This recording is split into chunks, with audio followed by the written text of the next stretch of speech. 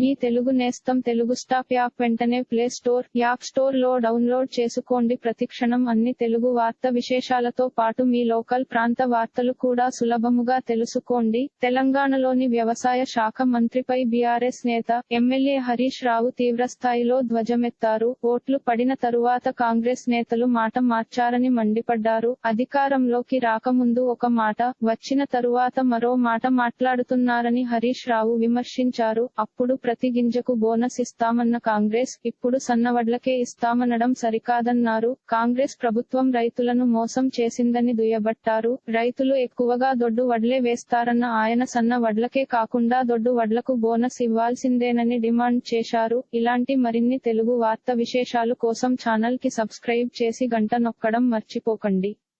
ఈ వీడియోని తోటి మిత్రులకి షేర్ చేయండి. మీ అభిప్రాయాన్ని కామెంట్ లో తెలపండి.